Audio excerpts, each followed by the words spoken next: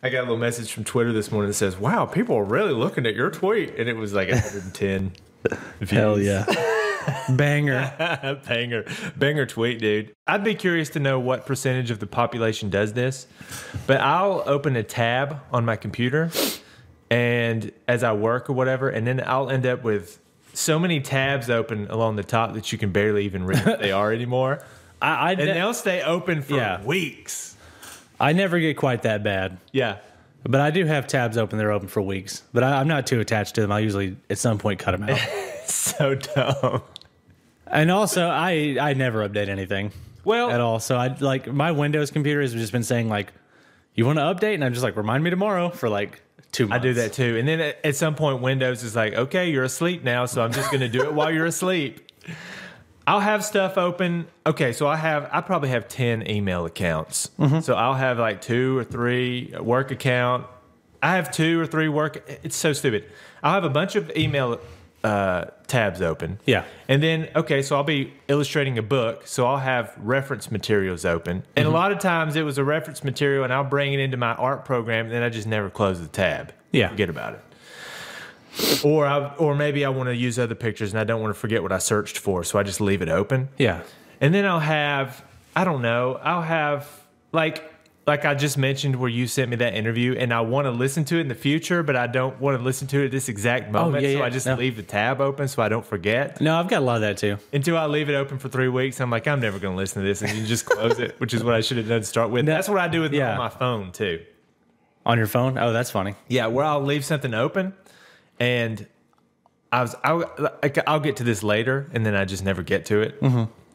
I picked up Dad's phone, by the way, to just look at something, and I opened his browser. Yeah, and there were 99 tabs open. Oh yeah, I said, Dad, do you realize you have basically 100 tabs open? He said, I didn't have any idea.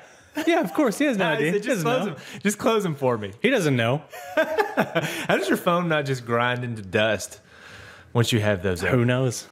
Now that it's Christmas time, I find that there are about like 3 or 4 huge things that I want to buy. Mm-hmm. And it's like, well, you shouldn't buy stuff like that at Christmas time because you're buying gifts anyway. Look, not that anybody's going to buy. I mean, I want stuff that's expensive, so it's not like I can ask somebody to give it to me for Christmas. I very almost bought an electronic drum set the other day. Really? Because they had one for sale for like $300 or something. I was looking for Christmas presents for you. Yeah. And I came across an electronic drum set, and I was thinking, I wonder if he has. I was thinking he needs a drum set. Poor man, he doesn't get to drum anymore. Well, yeah. You know what, though? We're adults, and we can buy stuff that we want anytime we want. That's true.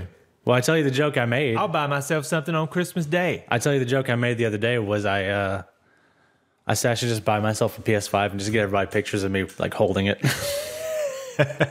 Have fun. Guys, the greatest thing you can give a friend is the gift of joy. And here's a picture of me having a very joyful experience, and I'm giving it to you as a present. You know, I found your Game Boy. Yeah. Not too long ago. And so I played through that old Legend of Zelda game that everybody says is a classic and is really good. Mm-hmm. And actually, I made it most of the way through the game, but at a certain point, I just stopped and I was like, yeah, I'm done with this. And I don't think I really like Legend of Zelda very much. I've had a few games like that where I've just sort of realized I'm not a big fan of this series. It's one of those series where people just love it and they're like, oh my gosh, these are the greatest games of all time. But when I think about it, Link to the Past, I never beat it. Yeah, me neither. I beat the 2 on the regular Nintendo, but I was a kid. I had nothing but time, so yeah, maybe that's why. But Link to the Past, I never beat it. I beat Ocarina of Time on the N64. Yeah. And everything after that, I've never beat. I played Wind Waker, I didn't beat it. I played that one for Game Boy, I didn't beat it. So it's like, I don't know, I just run out of steam at a certain point. I think they're about 30% too long for me. I've beaten the original Link's Awakening and Breath of the Wild. Yeah. Now, I will say I did kind of have a weird about face with the Breath of the Wild. Because as I was playing it, it was kind of like frustrating in some ways. Yeah. But I think over time I've realized it's like one of my favorite games ever, actually. The weapon damage seems frustrating. The pace of the game, I bet, could be frustrating. The length, or the size of the world matched with the pace of movement. And those kind of games, I played The Witcher 3. I guess we're getting into video game talk now. Yeah, that's fine. I don't care. Well, I don't play a ton of video games, but I grew up playing video games as a kid. We played video games. Did you play a lot of video games when you were a kid? Yeah. Yeah. Fair amount. I was just trying to think if you played a lot when you were a kid. I played a bunch when I was a kid. I don't know. I don't know. It's hard. My brain sucks, and I can't remember my childhood at all. Well, it was so long ago. Nobody remembers that crap. Some people remember a lot more of that than you know what. Than I do for sure. Nobody can see me right now, but I'm going to make air quotes. A lot of people remember a lot of things that happened when they were kids. When you remember something, you just whatever. I'm not getting into that. Anyway, so I played a lot of video games when I was a kid, and I'm an old man now with kids, and so I don't have time. I have a business and I have kids. And I just don't have time. I still play a little bit. Yeah. But now there's a guilt complex attached to it, and there's a guilt timer running in my head every time I'm playing a game. Yeah. So the longer I play the game, it's almost like an explosion that's going to go off, and the timer's ticking. Yeah. And so every minute that I play the game is, you should be doing something else. You should be doing something else. I think we all have that. You should be working. What did we say a couple of episodes ago? Hustle, hustle, hustle. Oh, God, yeah. It's not a TikTok. It's a hustle, hustle, hustle, hustle. Admittedly, I don't really worry about that too much. I think for myself, it's also because, like, I don't know, with video games, I play tons of video games. I fucking love video games. Yeah. But, like, I'm not particularly, like, obsessive about them. I don't, like, sit down and play them for 8 hours usually, except in certain cases, which I'll mention in just a second. But, like, I don't know. I just play them for a couple hours at a time. I put them down, so it's not a big deal. Yeah. And just every now and then when I have a game that comes out, like recently I've been playing Shin Megami Tensei 5, and I'll just blow through it. Just because I don't do it very often. I just indulge it a little bit. That's what I've been doing this past month. That's why I didn't put up a song in November. Oh, because you were playing shit. Well, yes. You kind of feel like that's your brand and you have to play those games. Yeah, I feel like you're required to play all those games. And it's sort of operate in that sphere. You make covers of the music from the game and stuff like that. And I have been working on one, but I don't know if I'm actually going to finish it or not. Oh, why not? Well, I'm making one of the songs, one of the main battle songs in the game. But I'm doing it in Fama Tracker, so it's like an NES style game. I think it might be a bit much right now. You should do a mix of all of the battle music from every Final Fantasy game. Yeah. But just make them all real crappy in some way. Put them all together and then release it to the public. Say, I hope you enjoy, and just let people crap on you. That would be kind of funny. I don't know how you would do that in a way that people would listen to it. Complete incompetence. Or you would just enrage people. Yeah. I don't know. That's a good question. How could you enrage people? What would be the most infuriating way to cover a Final Fantasy song? Vocals, I think, would be a good way to do it. Put some really bad vocals on it. Yeah, that could do make up. Oh, really cheesy lyrics. The music can be fine, but then you make up your own lyrics. Yeah, like I made up my own lyrics to all the Final Fantasy battle music, and I've created a mix. Enjoy! Exclamation point. This is a song about fighting fighting Garland. Oh God. So anyway, to get back, I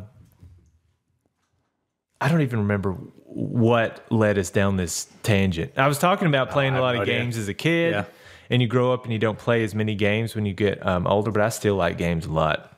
Do you keep up with things that you actually don't participate in at all, but you like listening to people talk about it? All right, let me give you an example. For instance, and I did used to read a lot of comics when I was a kid, and I have read a lot of comic books, but I don't buy comics. I have not read. I read a comic every once in a while for whatever reason. Yeah. But I don't read comics and haven't for many, many, many years. But I really enjoy listening to these people on YouTube talk about comic books. I feel like the answer to that question is yes, but I can't think of anything off the top of my head. I guess that's not actually as weird as I thought it was, because people listen to other people talk about a lot of things that they don't do that they think are interesting. Yeah. But I was thinking about how it's just entertaining to listen to people talk about movies I'm not going to watch or comic books I'm not going to read. So I was listening to a show, which I won't name, and they were discussing the new Kevin Smith version of He-Man. And I've watched He-Man growing up. I'm not like a fanboy or anything like that and actually it was funny because you gave me a gift of all the mini comics. The mini, because when you would used to, and people who bought these toys would remember, but used to when you buy the toy, you get a little comic book with it. Yeah, it would explain the character or the vehicle that you bought. And so this book is fat. It's bigger than 2 Bibles stacked on top of each other. Yeah. And it's full of He-Man comic books, and so I read it every once in a while. Yeah. Well, yeah, it's a lot to go through. And first of all, you realize how little sense any of it makes. Oh yeah. And there are even a couple of interviews. I can't believe these interviews are in the book, but the writers are talking about working on these. So the interviewer will say something like, so what was it like to get to work on a property like Masters of the Universe and get to come up with these characters and write these stories? Yeah. And basically the writer will say, I don't know, man. They were just paying me, and the money was good. It was real easy, and I could do whatever I want. That's so whatever, awesome. Whatever. It was just a gig. Yeah, fair enough. Look, and you can tell when you read these stories, they are so dumb. They make no sense at all. That's kind of awesome. And actually, the artwork gets really crappy. I like the earliest ones. I love that artwork, but then the artwork gets anyway. The whole point of that tangent was I was listening to people talk about the new Kevin Smith remake of He-Man. Yeah. Which I don't watch and haven't watched, but I did catch like the first 5 minutes of the first episode, and it was bad. Yeah. Not for any particular reason, except everything about it was just bad. Yeah.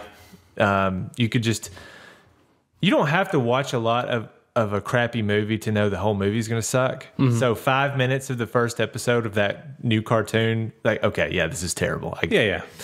But they were talking about this, and they were talking about how they ruined the property and how they had fond memories of the character as a child, and how they're basically Kevin Smith pulled his giant pants down and crapped all over He-Man and the Masters of the Universe. It's like, looking at it through rose-tinted glasses. Even if someone ruins it now, it doesn't change what it already exists. That's what always gets me. It's like you can just go. No, I understand exactly what you're talking about because that was the same thing. I have not watched the show. I don't care anything about He-Man really usually. Yeah. But there was that like She-Ra show they put out. Oh yeah, with the very simple stylized art. Yeah. And I was listening to like people who are like in their 30s talk about how like She-Ra's not hot anymore. I'm like, isn't this a show for like kids? This a show for like young girls. I don't think they care if She-Ra has like was that a big bone boobs. Of contention that she wasn't hot anymore? Yeah. Just like funny. It's probably not for you, man. She-Ra used to have curves and all the right curves in all the right places. Big rack. She's ruined. Well, hey, guess what? Go watch the old show. Yeah. Just watch it again. That's what I think about too, remakes and, like when somebody remakes Halloween or whatever. Yeah. A million movies are remade every year. You can't ruin the original. It's like Indiana Jones when they made the Crystal Skull, which is terrible. In my mind, that just never happened. Yeah. In my head canon, it ends after the Last Crusade, and nothing happened after that. Yeah. I just maintain my own world and my own canon in my head of all these properties and movies and things like that, and I just adjust as necessary. If something's terrible, I just forget that it ever happened and ever existed. I'm not worried about it. Yeah, pretty much. I just it's one of those things where I feel kind of glad I'm not super up on things all the time because I'm just doing my own thing. Because you just get mad about it. No, I don't know. I don't feel there's any stake. Yeah.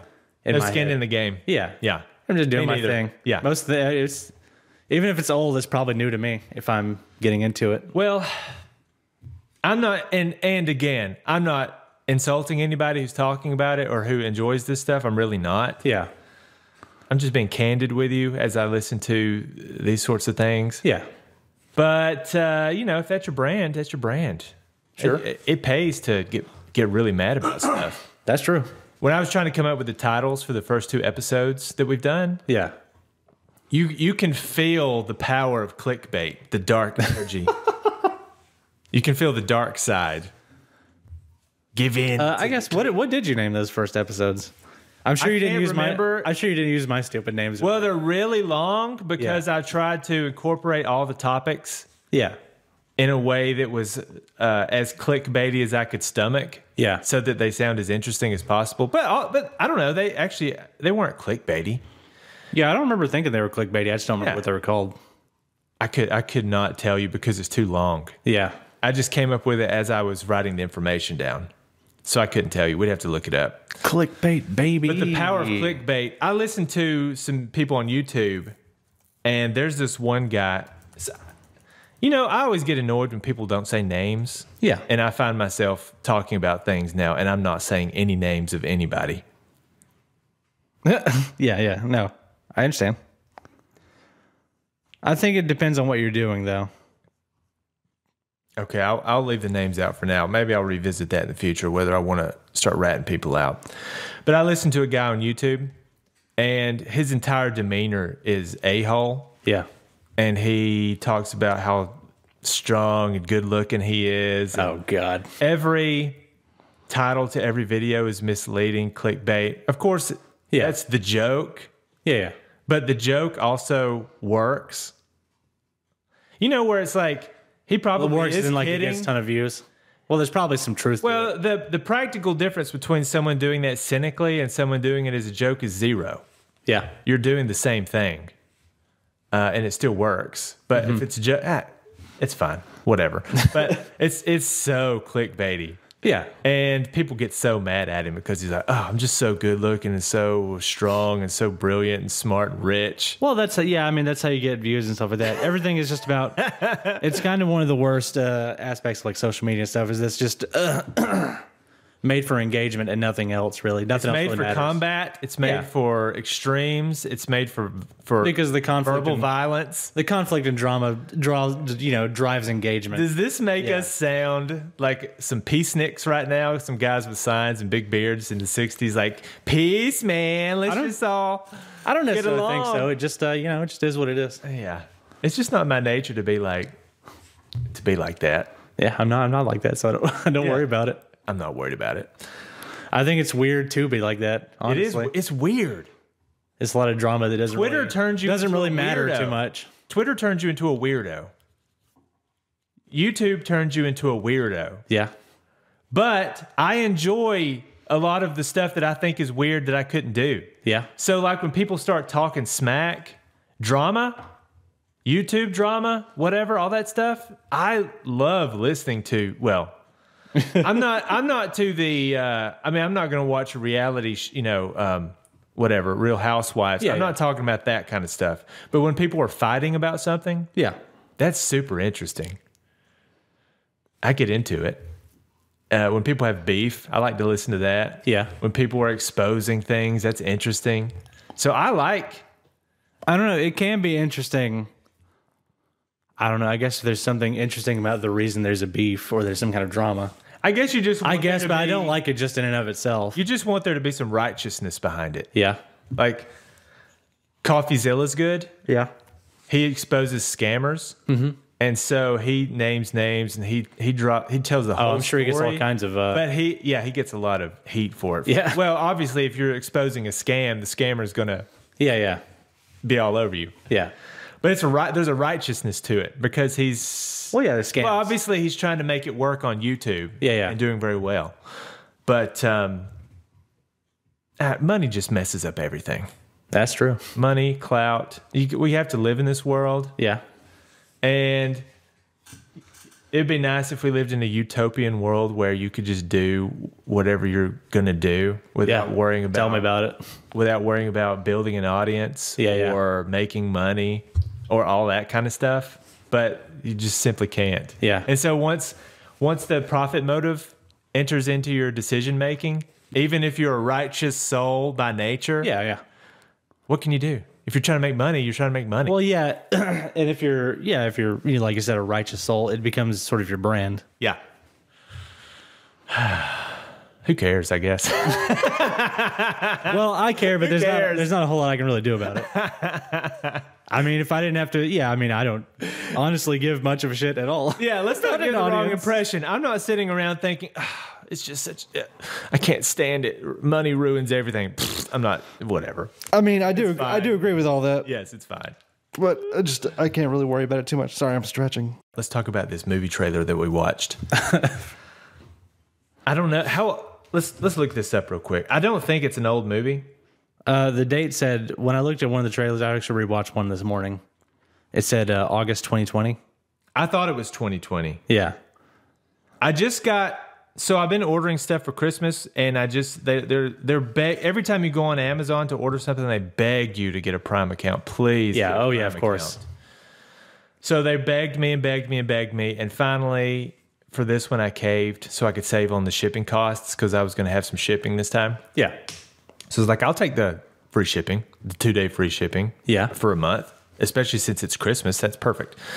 So I got Amazon Prime, and I'm looking around on it, and I see, first of all, The Boys, which I've always heard is awesome. Yeah. And I watched the first 10, 15 minutes of the first episode, and it's good. Yeah, yeah. And I found a bunch of things. I was adding stuff to my watch list and just checking things out. And I run across this movie called Unhinged. Yeah. Starring Russell Crowe and some woman I'd never heard of. And I was captivated. Before I saw anything, I was captivated because I'm reading about it. I love Russell Crowe. He's so good in everything. So I'll check out anything that he's in. Yeah. And I was reading the description, and the description just describes an entire story that it's about road rage. Yeah, yeah. I was like, how can you make an entire movie about road rage? So I start reading the description, I turn on the trailer, and I'm completely hooked from the first second the trailer starts rolling. It's pretty amazing. I encourage you to look it up. I haven't watched the movie yet because I have kids and I can't watch things that are filled with extreme violence and cursing with a 4-year-old and a 2-year-old in the house.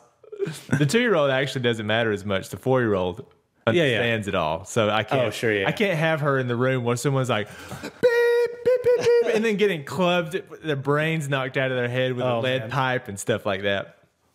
So I turn on this trailer, and the premise of the movie, it's not spoiling anything because I've only seen what you can see in the trailer. But yeah, I haven't seen it either. These trailers give everything away, by the way. It's crazy how much you can watch the trailer and you know the whole story.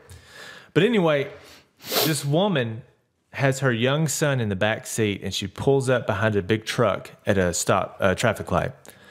The traffic light turns green, and the truck isn't moving, and she's in a hurry, and she's mad. Yeah. So she, instead of just tapping the horn, she lays on it, and she's like, "Get out of the way! Beep, beep, beep, beep, beep, beep." And the truck doesn't move an inch. Yeah, yeah. So finally, she just goes around the truck, and she's looking over and throwing her hands up, and she's like, "Whatever, pay attention, idiot." And she goes down the road, and she stops again, and that truck pulls up beside her. And I guess the boy's back window is down, and he's talking to the little kid in the back seat. He's not even talking to the mom. He's talking to the kid in the back seat. Correct me if I'm misremembering. No, that's it. You watched it too. Because that's one of my favorite parts when he's like, when you're mad in traffic, you give him like a courtesy tap, and he kind of taps the horn a little bit. It sounds soft like and friendly. It sounds like Mr. Rogers. It sounds like Mr. Rogers or whatever the modern equivalent of Mr. Rogers is. It's like, now, kids, when you're in traffic and you want someone to move ahead of you, you just give a little quick beep beep. It's like, I'm sure that's what your mama meant to do. Yeah, he's talking to he's got this like southern accent. He's talking to the kid in the back.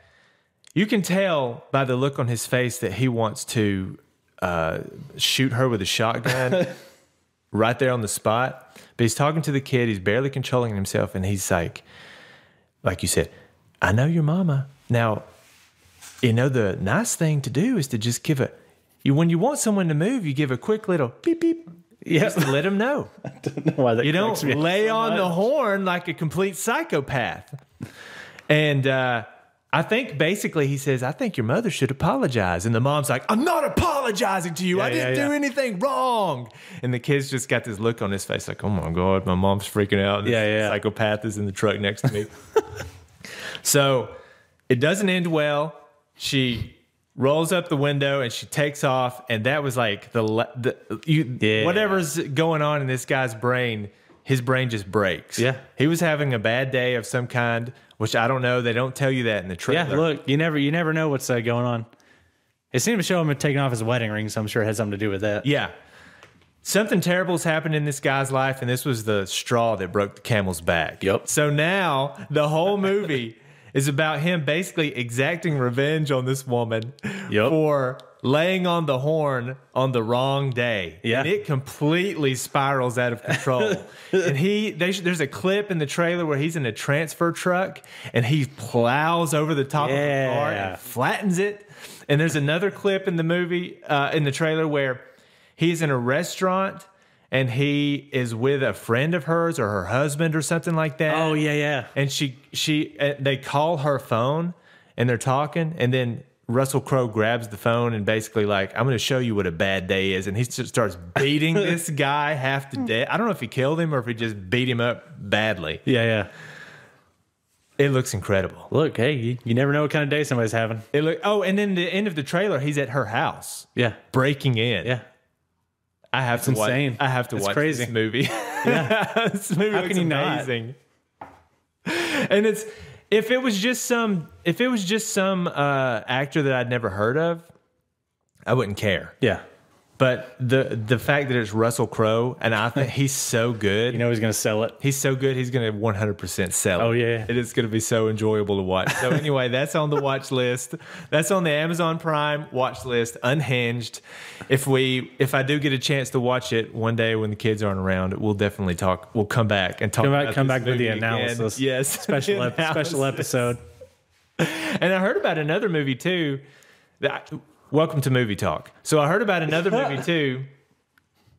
I like Red Letter Media. Yeah. And sometimes I go down. I don't watch it all the time, but I'll go down a Red Letter Media rabbit hole. Yeah. And kind of catch up on what they've been doing. You ever listen to those guys? I've never watched it. It's a movie channel. They have a lot of subs. It's like 1.3 million. Yeah, I've heard of it. I've just never watched it. It's really good. They're funny. They're just all funny guys, and they're all friends, and they have good energy, and they talk about all kinds of movies. So I don't get to watch a lot of movies, so I like to hear them talk about movies that I'm not going to see. And they talked about this movie called Malignant, which you should probably. Well, I don't know. Are you into like I've heard horror? of it. Yeah, I like horror movies. Okay, I know I've heard you of it, would but like I haven't watched this. it. I think I remember hearing a description. I was like, it sounds good. I've not watched it. It's actually from the guy who directed Aquaman. Yeah, which would not inspire confidence in a horror movie. He also did the Conjuring movies, the first couple, and other stuff. Oh, okay. But it's called Malignant, and they're describing this movie it's like B-movie schlock, but with A-movie, like A-level slickness and production and competent. They were talking about it like it was this weird combination of some Sam Raimi, Bruce Campbell, weird, silly horror. Yeah. With super slick production. And just something about the way it all comes together. They're talking about like it's a comedy. Yeah. Like it's not even, it's a horror movie, I guess, but it's not even, it's not I'm scary. trying to remember what it's about. Because I think. What do you want me to tell you what it's about? Yeah, tell me. Because I know I've been told about it and it sounds interesting. Yeah, the broad strokes are this woman. The catalyst is this woman comes upstairs. She comes home. She's pregnant. She goes upstairs. Her husband is a caricature of a terrible husband. Mm-hmm. So they fight, and he slams her into the wall, and her head hits the wall, and that awakens something. Something starts happening. Wait, yeah, I remember that. Yeah, it's like a tumor or something. Exactly. Well, it turned out when she was born, they were conjoined twins. Yeah, that's it. And the conjoined twin is still a part of her in her head. It's almost like it was laying dormant, I guess. I haven't seen it. I'm just going off of what it was benign, and now it's malignant. Exactly. Yes. So anyway, this thing apparently it spins out, and it just by the end of the movie, it becomes completely insane. Yeah. I think it's full of ultra violence to the level of comedy. Yeah. And it's overacted, it's schlocky, and I may not even like it, but listening to these guys talk about it, they were so interested in it. It was almost like an enigma because they were thinking, what was he trying to do? Was he trying to make a horror movie?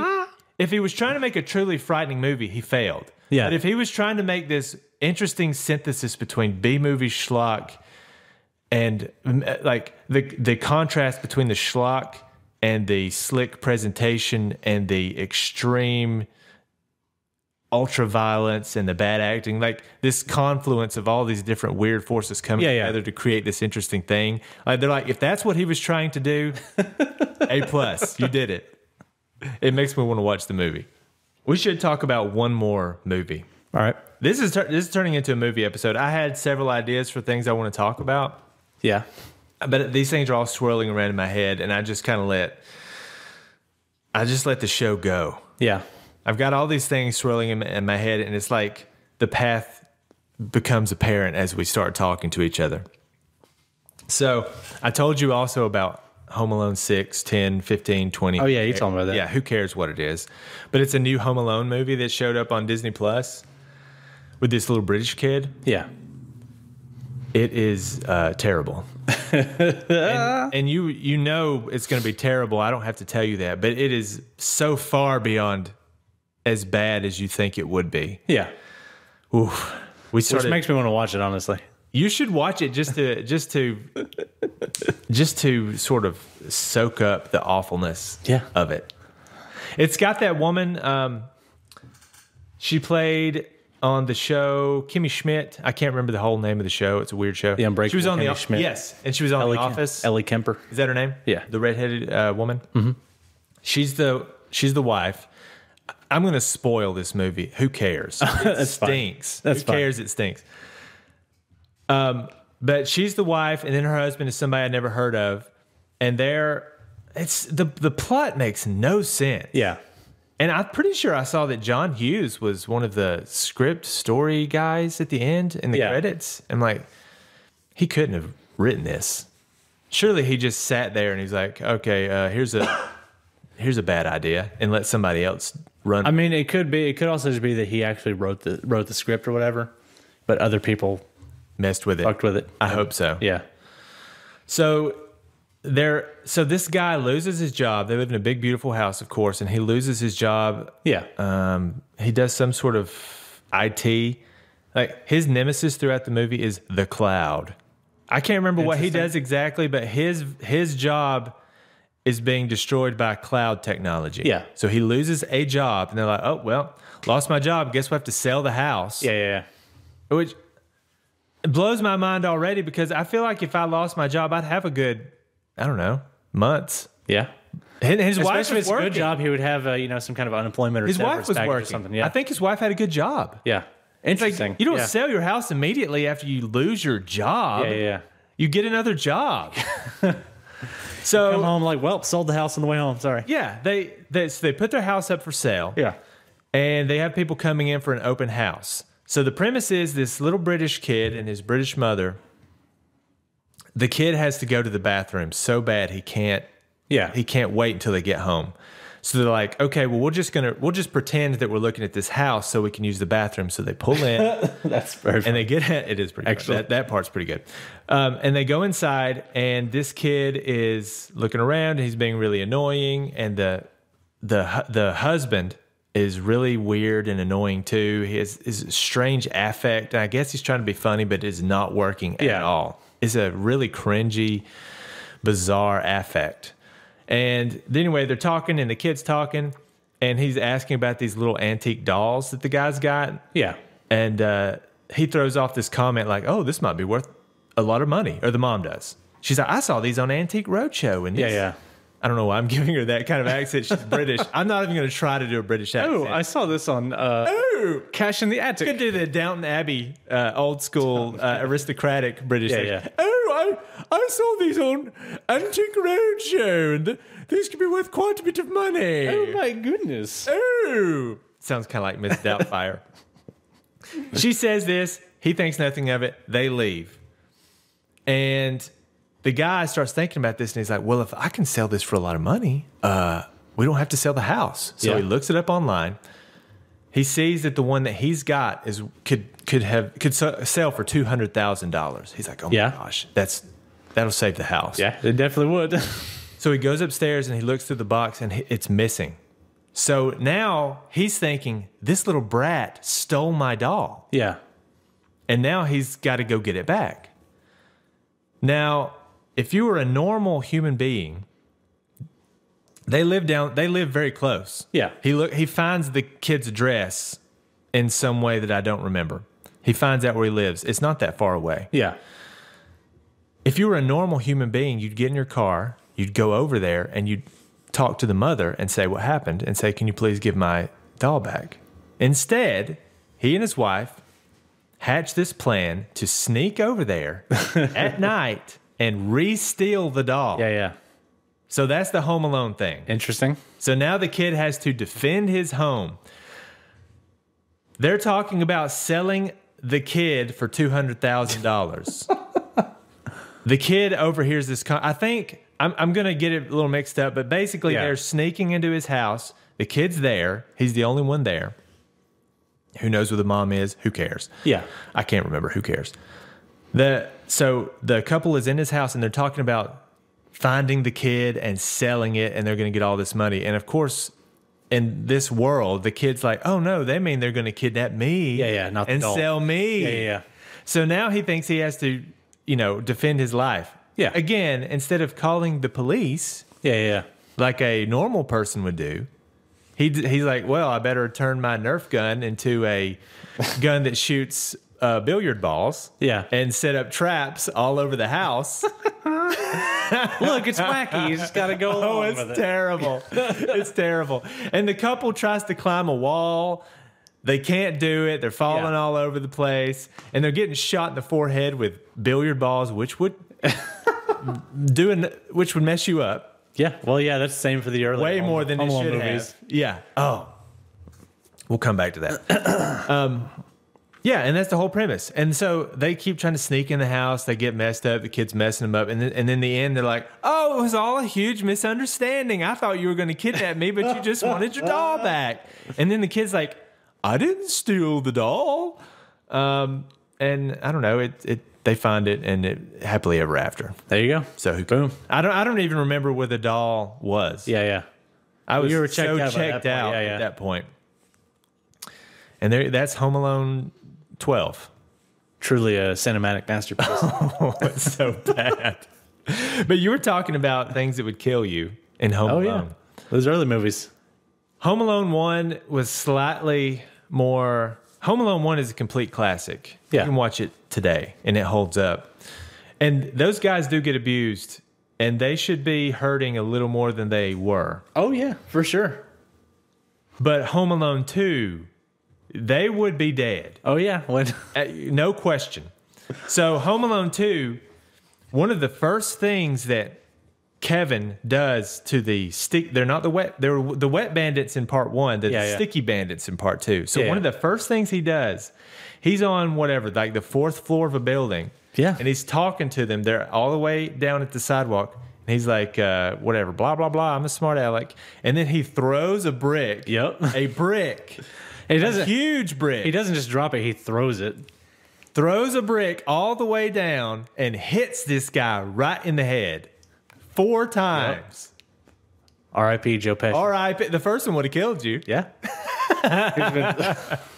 These guys are falling at the very least having severe brain damage. Yeah. Coloring books for the rest of your life. You're done. Yeah. He hits the same guy 4 times in the head with a brick. They fall down like dozens of feet on their backs. Yep. Home Alone 2 is several so floors. brutal that it's too brutal to watch almost. It's too much. Yeah. It's not as good as the first one. Rough. Yeah. And then I do like the pigeon lady. That's one of my... Yeah. I love that character. Well, that's funny too, because they go... Actually, part 2 is almost exactly the same as part 1. Yeah. All the beats are there. They change it just enough.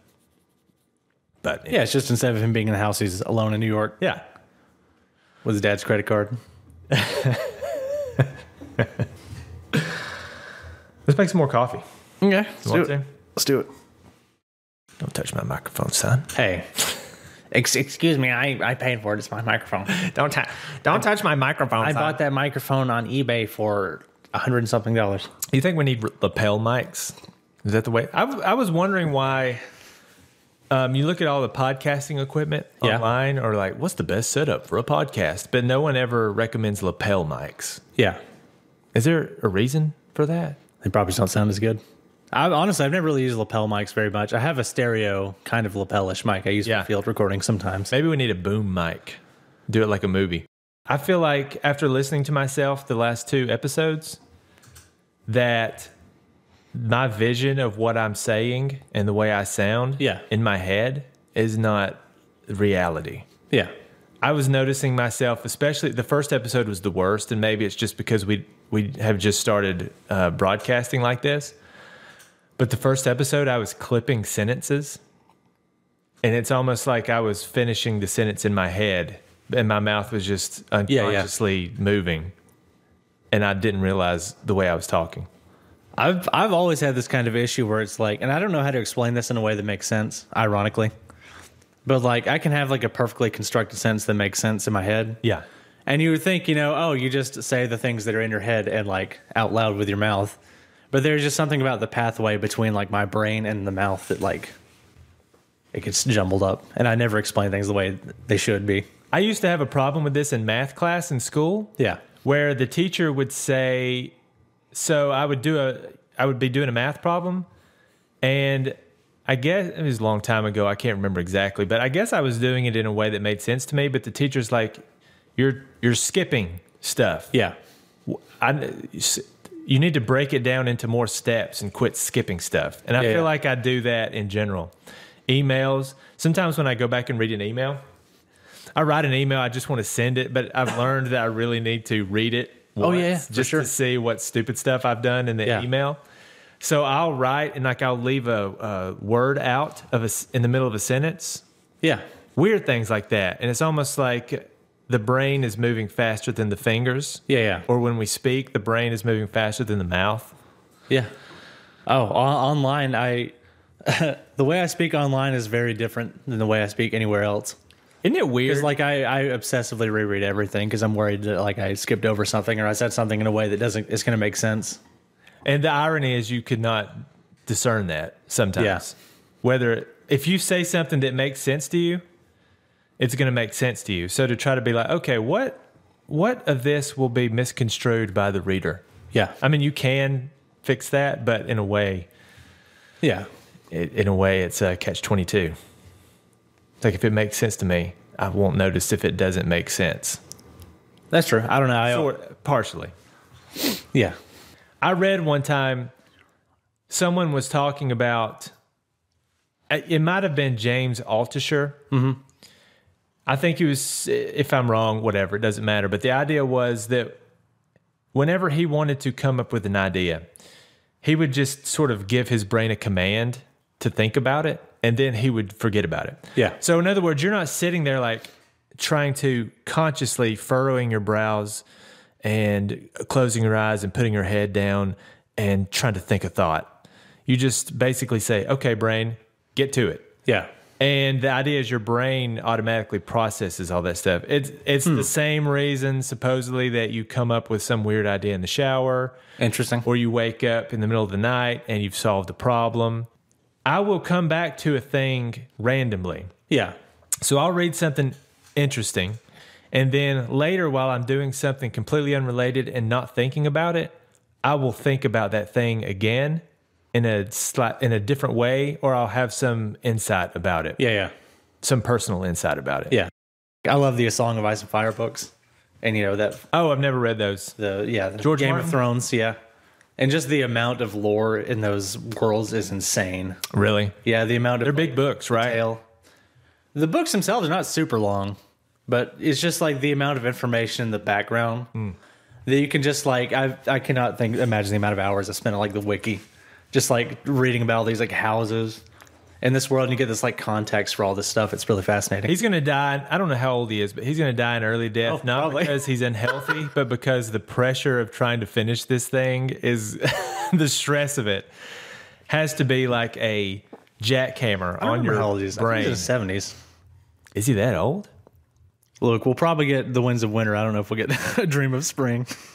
There are 2 more left to finish the series. He's 73. No, you're not getting it. You're not getting it from him. I mean, I haven't read any of them. But he's released several chapters from The Winds of Winter. The Dream of Spring is the one that's supposed to come after that. So Maybe he'll live to be 110. I don't know. It'd be incredible. Who knows? He decides that if he's ever going to finish this book, he needs more time. So he starts taking tons of vitamins and starts exercising like a beast. He gets jacked. That would be awesome. He's taking HGH and testosterone that he's lifting every day. And he starts posting pictures of himself in the gym, and he's got these giant muscles. He doesn't say anything about it, and he just shows up at a conference or something, and he's just ripped. Yeah. Nobody recognizes him. So I think that's going to do it. That's enough for today. Don't at me. At Hitrison, Hitrison. Tell him all your opinions. Yeah, Let him know. Don't tell me shit. I will block you. Block. Do you block people? Have you blocked anyone? There's a couple people I think I've blocked. I've blocked no one. But it's just like sometimes there are people who just show up on my timeline and they all have some stupid, shitty, drama-filled take, and I just block them just so I don't see it. I will unfollow people for things like that, but I don't think I've blocked. Well, I usually unfollow, but sometimes there are people like I just, for whatever reason, they just always, even though I don't follow them, but maybe there are people like in the periphery and they just always show up in my like timeline on Twitter, so I just block them so I don't see it. I have the spirit of a person who doesn't like to burn bridges and who likes to keep options open, so I don't block. I feel like I'm closing a door. Well, I don't either, but these are like people I don't know at all. I know. It's just like there are people who pop up on my timeline on Twitter, and every time I see them, I just scroll past them because I don't want to read the same thing again. And for some reason, I'm still followed to those people. Yeah, I don't know what that is. So anyway, thanks for hanging with us for movie talk, and have a great day. Beautiful, beautiful, beautiful, beautiful, beautiful, beautiful.